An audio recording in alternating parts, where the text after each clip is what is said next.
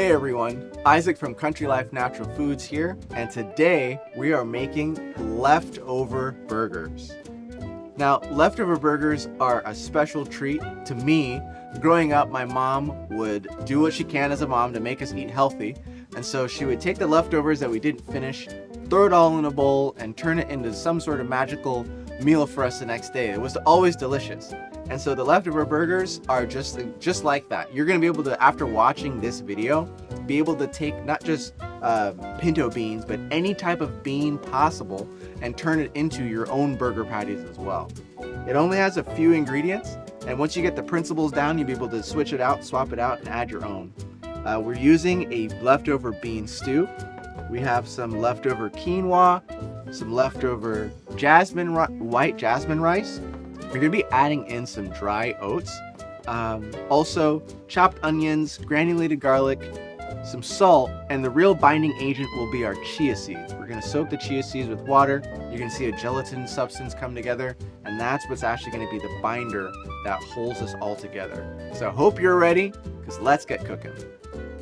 All right, so the first thing that we're gonna do to be time efficient is start by getting our binding agent activated. I'm gonna be adding water to this. So essentially you just need to add enough water to cover the seeds. You already see they're actually starting to clump together a little bit. So as they sit in the water, the gel will start to come out. They'll start to activate. As you can see, they're clumping up already. And the longer they sit, the more gelatinous that will be. And you'll see how it holds everything together. So I'll leave that sitting there.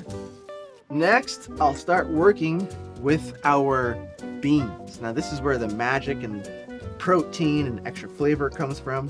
However you flavored it the night before.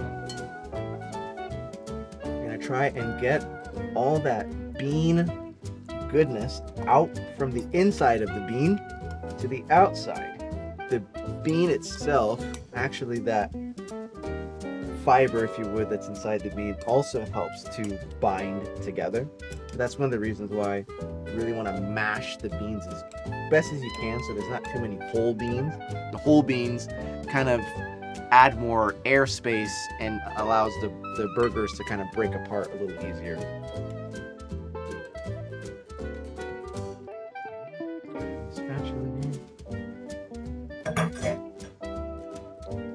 Yeah, that looks pretty good. So now I'm going to add in the rice.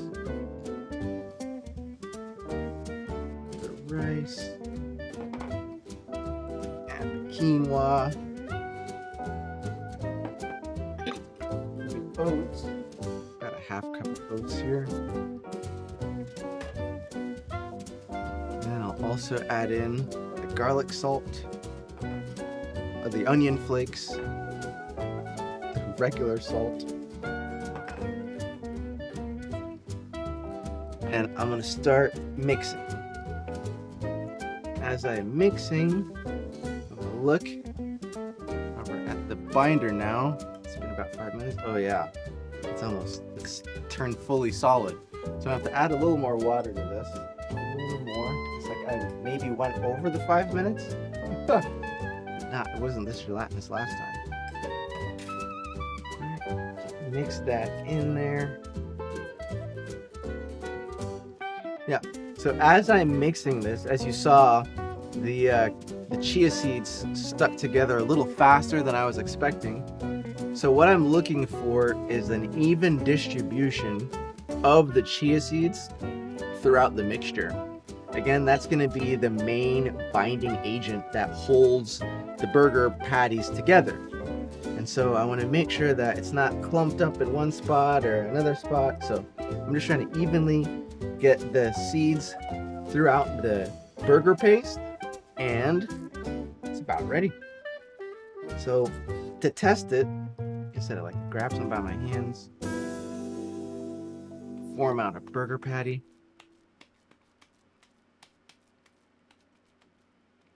and you see how it's holding together. Like, this is the most important part. You don't want your burger to be falling apart on you. So you can see it's a nice paste patty type consistency. You can see I didn't smush as every single bean, so you can still see some of the beans in there. But yeah, essentially that's all you do. You get your dry ingredients, your wet ingredients, you mix it together in your bowl, you add your binder, and then you form it into your patties that you want. So our stove's heating up.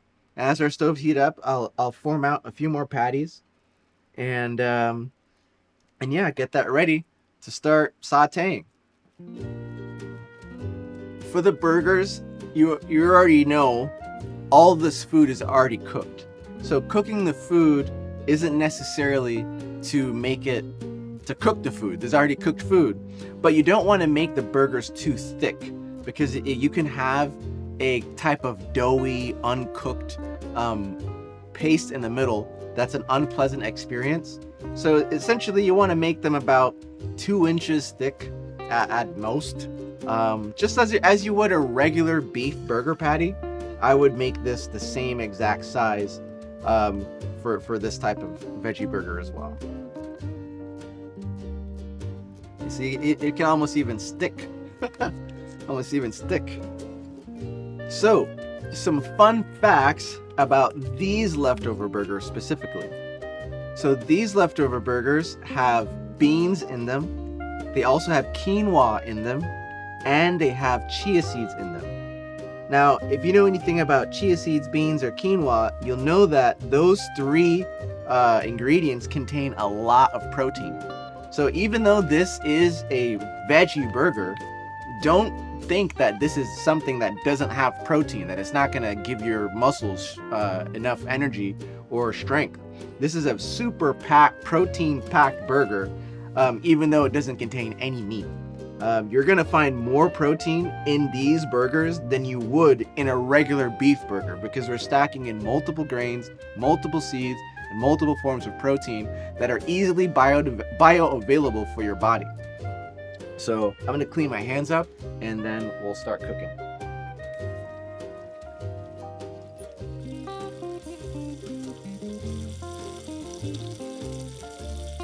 We're adding some oil to the pan so that we can saute the burgers. And remember, like I mentioned, one of the true, I don't know if call it secret or not, but a secret of culinary chefs is called braising your burgers. So essentially, when you are sauteing your burgers, you want to sprinkle a light layer of salt across the top, which adds a nice crunchy layer to the burgers. So go ahead and do that here. You don't have to put it on thick, just a nice little drizzle across the top, and that will add a nice crunchy texture to the burger. Now, again, these are not meat burgers, and so we know with the traditional beef patty, you want to have just one flip, right? You can do these with one flip if you want. If it takes multiple flips, it's fine.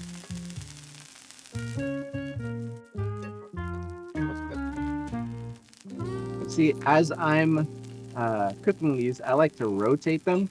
I don't want it to stick to the pan, and so I do like to move them so they don't form a layer that sticks to the pan. And also, if possible, I'll use the side of the pan as well to kind of cook the side of the burgers. And like I mentioned about braising the burger patties, you really want to try your best to do it to both sides. Next time you go out to eat at a fancy restaurant and you see them serving a black bean burger for $15, now you're gonna feel real good knowing that I don't have to pay $15 for a burger. I can just go make 100 burgers at home with $15 of black beans.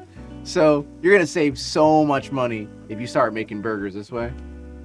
As you can see, the chia seeds have done a really great job of holding everything together.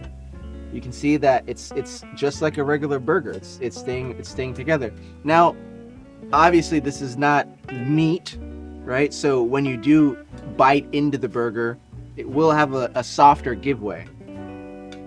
When you cook beef patties, there is fat and oil in that meat that will come out of the beef patty and will start to be in your pot or your pan. That's the complete opposite with cooking here. There is no extra fat or extra oil, so you have to add in. All flavors comes from salt, fats, acids, I think sugars, and so you'll have to add in the extra fat if you're frying it. Of course, if you're baking it, then you won't have that issue. It'll still come out with a nice texture that you can hold and bite and serve. But I'm just letting you know, if you are frying it and you're wondering where is the oil going, it's because the rice and the oats and the grains are absorbing that flavor into the burgers, which is another reason why I think that bean burgers taste way better than a traditional meat patties. The meat is the flavor is oozing out of the burger, versus where this, you're putting the flavor into the burger. So just wanted to let you know if you're wondering where the oil went. It's inside the burgers. So burgers are done, burgers are ready. It's time to plate it. Well, there you have it. Healthy, delicious, leftover burgers. Made simply from things we had laying around. Beans, rice, some quinoa. And again, like I said, if you want to be creative like my mom was and hide some extra vegetables, you can slice up carrots in there, slice potatoes or cauliflower, whatever vegetables that your kids have a hard time getting down. This is the best way to add more vegetables, add more nutrients into foods you already like to eat. I mean, who doesn't like a burger, right? So you make healthy burgers. So this is what Country Life is all about, making healthy eating as simple as possible. Thank you so much for joining me in this cooking episode, or this cooking journey for leftover burgers. I hope that you guys enjoyed it. Please, if you make leftover burgers, leave a comment below.